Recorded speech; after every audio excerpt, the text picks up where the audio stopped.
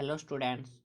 आज matter in our surrounding का part number 2 हम कर रहे हैं। इसमें कुछ चीज़ें हम पहले पढ़ चुके हैं, यहाँ तक हम पहले पढ़ चुके हैं सम इम्पोर्टेंट पॉइंट्स तक।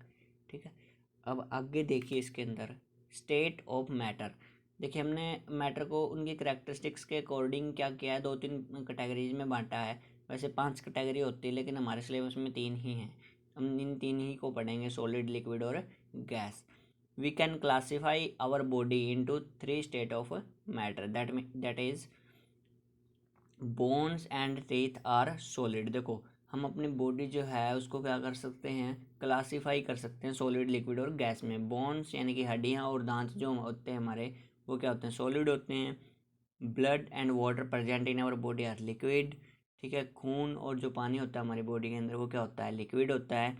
एयर इन आवर लंग्स, जो हवा होती है हमारे फेफड़ों के अंदर, वो क्या होती है, गैसेज होती हैं। And also there is 70% of water is in our body. पानी कितना होता है हमारे शरीर के अंदर, 70% होता है, जो कि एक क्या है, लिक्विड है। नेक्स्ट स्लाइड देखिए, अब इनको डिटेल से पढ़ते हैं हम। सॉलिड क्या होता है, लिक्विड क्या होता है और गैस क्या होती है।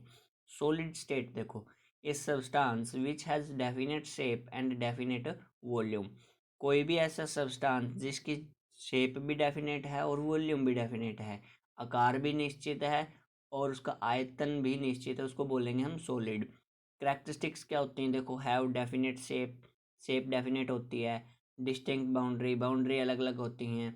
हैव रिजिडिटी, रिजिडिटी का मतलब होता है कि फ्लो नहीं कर पाते ये जब तक इनके ऊपर एक्सटर्नल फोर्स ना लगाया जाए।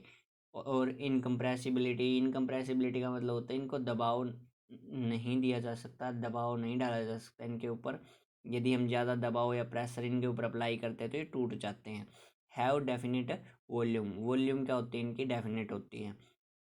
एग्जाम्पल देखो, ये एग्जाम्पल पेपर में पूछे जाते हैं और कंफ्यूज करते हैं कि ये सॉलिड है या लिक्विड है। ये क्वेश्चन इस प्रकार से पूछा जाता है, देखो, रबड़ बैंड जो है अपनी शेप को चेंज कर सकता है, तो क्या वो सॉलिड है।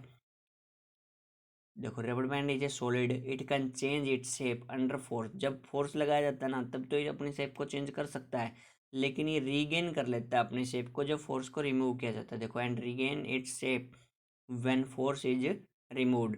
जब फोर्स को रिमूव कर दिया हमने, तब ये अपनी शेप में वापस आ जाता है।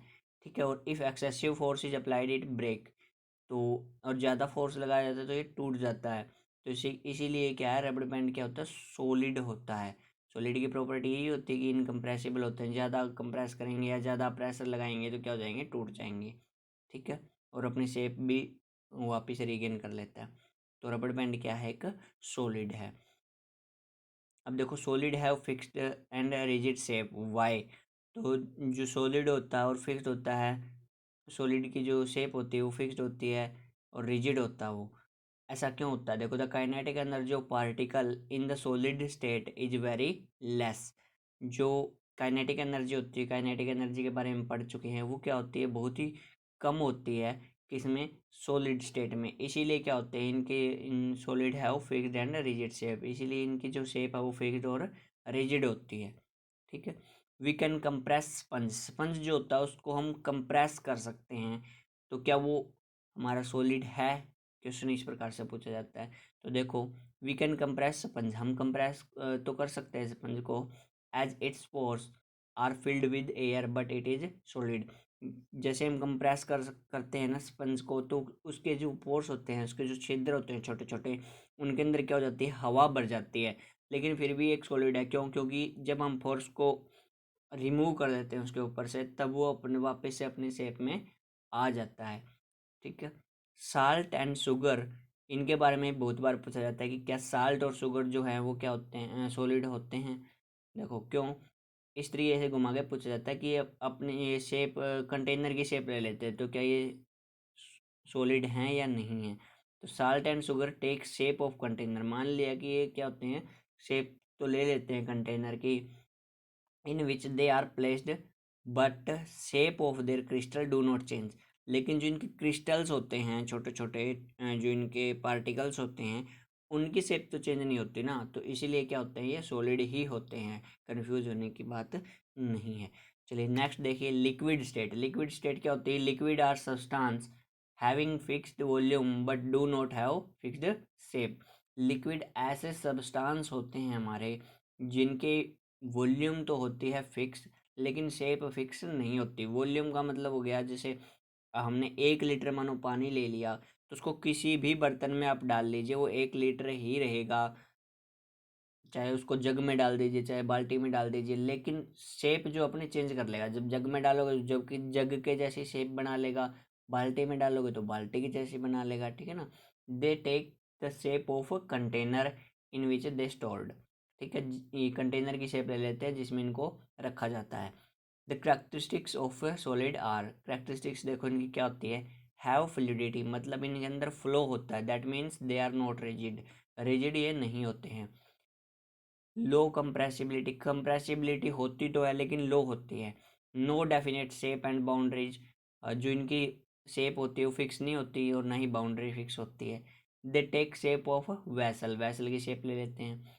हैव डेफिनेट वॉल्यूम, वॉल्यूम क्या होती है इनकी, डेफिनेट होती है। फोर्स ऑफ अट्रैक्शन, देखो अब ये कहता है कि जो लिक्विड है उनकी वॉल्यूम सेम कैसे रहती है, तो इसका कारण देखो क्या है।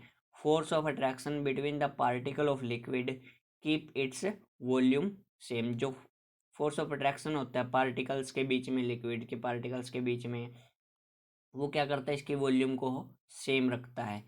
डिफ्यूजन, ये 1 नंबर में कई बार पूछ लिया जाता है, डिफ्यूजन क्या होता है। Diffusion is movement of molecule from a region of higher concentration to region of lower concentration.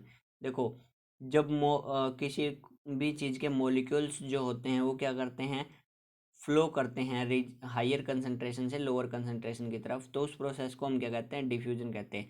Example से समझते हैं, जैसे चाय जो है वो थोड़ी देर में ठंडी हो जाती है, क्यों, क्योंकि बाहर का एनवायरनमेंट जो है वो कम हो, बाहर का जो टेम्परेचर है वो कम होता है और जो चाय का टेम्परेचर है वो ज़्यादा होता है, लेकिन धीरे धीरे डिफ्यूजन होके जो टेम्परेचर है वो बाहर निकल जाता है, किसका, चाय का। ठीक है ना, जो हीट है वो धीरे धीरे बाहर निकल जाती है, हायर कंसंट्रेशन से लोअर कंसंट्रेशन में मूव कर लेती है, इसीलिए क्या हो जाती है, वो चाय ठंडी हो जाती है। तो इसी प्रोसेस को हम क्या कहते हैं, डिफ्यूजन। ठीक है, चाय का ठंडा होना इसका क्या है, एक एग्जाम्पल है। The gases oxygen and carbon dioxide from atmosphere diffuse and dissolve in water. देखो गैस जो होती है, गैसेज जो होती हैं हमारे एनवायरनमेंट में, वो क्या होती हैं, डिफ्यूज हो जाती हैं और वाटर में घुल जाती हैं। Due to these gases aquatic plants and animals are able to survive. Aquatic का मतलब जो पानी में रहने वाले जीव जंतु होते हैं और पौधे होते हैं हमारे, वो क्या कर सकते हैं, सर्वाइव कर सकते हैं। जो पानी के अंदर जो जीव रहते हैं वो ऑक्सीजन उसी में से लेते हैं जो हमारी डिफ्यूज होके पानी के अंदर मिल जाती है। Diffusion is much more in liquid, diffusion क्या होता है, सबसे ज़्यादा होता है किसमें, लिक्विड में, then in solid due to free movement of particle of liquid. देखो लिक्विड में ज़्यादा होता है, क्यों, क्योंकि सॉलिड जो होता है, सॉलिड के जो पार्टिकल्स हैं वो मूव इतना ज़्यादा नहीं कर पाते, क्योंकि उनके अंदर हमने पहले भी पढ़ा कि सॉलिड के अंदर जो पार्टिकल्स होते हैं उनके बीच में स्पेस बहुत ही कम होता है, लेकिन लिक्विड के अंदर स्पेस पाया जाता है। जैसे कि हमने एग्जांपल लिया था पीछे एक, जैसे हम नमक वगैरह घोलते हैं पानी में तो घुल जाता है इजीली, लिक्विड में घोलते हैं तो घुल जाता है। इसीलिए जो डिफ्यूजन है वो भी लिक्विड में ज़्यादा होता है सॉलिड के कंपैरिजन में। कारण क्या होता है इसका, free movement of particle of liquid, क्योंकि जो लिक्विड के पार्टिकल्स हैं वो क्या कर सकते हैं, फ्रीली मूव कर सकते हैं। नेक्स्ट स्टेट देखिए, नेक्स्ट स्टेट जो होती है वो क्या होती है, gaseous state. Gaseous state, gas क्या होती है हमें पता है, ये gases are substance that neither have fixed volume nor have fixed shape. ना तो इनकी फिक्स वॉल्यूम होती है ना ही इनकी फिक्स शेप होती है। जैसे यदि हम बात करें, एक अगरबत्ती ले लेते हैं, तो अगरबत्ती को जला के एक छोटे से कमरे में रख दीजिए, पूरा धुआं जो है वो क्या हो जाएगा, उस कमरे में फैल जाएगा। और उसी अगरबत्ती को, उसी के जैसे अगरबत्ती को आप लेके दूसरे बड़े कमरे में रख दीजिए और उसको जला दीजिए, वहाँ भी वो क्या कर लेगी, पूरे कमरे में धुआं को फैला देगी। इसका मतलब उसकी जो वॉल्यूम है वो भी फिक्स नहीं है और शेप भी फिक्स नहीं है। ठीक है, the characteristics of gases, characteristics क्या होती है, फ्लूइडिटी, मतलब फ्लो कर सकते हैं, फ्लो कर सकते हैं तभी ऑक्सीजन पृथ्वी के सभी हिस्सों में है। हैव हाई कंप्रेसिबिलिटी, कंप्रेसिबिलिटी क्या होती है, हाई होती है। Have no definite boundary, boundary जो है वो डेफिनेट नहीं होती है। Have no definite shape, definite shape नहीं होती इनकी। Have no definite volume, volume भी डेफिनेट नहीं होती। The particle in a gas are free to move in any direction, hence gas can flow. देखो पार्टिकल्स होते हैं जो गैस के, वो क्या होते हैं, फ्रीली मूव कर सकते हैं, ठीक है, इसीलिए गैसेस क्या होती हैं, मूव कर सकती है किसी भी गैस में, किसी भी डायरेक्शन में फ्लो कर सकती है। Gas occupy all the volume available them, जैसे मैंने अभी आपको कमरे वाला अगरबत्ती वाला एग्जांपल बताया, तो इससे प्रूव होता है कि जो स्पेस होता है उसको सभी को क्या कर लेती है, ऑक्यूपाई कर लेती है, ठीक है ना, जो भी वहाँ पे उसको मिलता है। नेक्स्ट देखिए change of state of matter, ये हम नेक्स्ट वीडियो में करते हैं।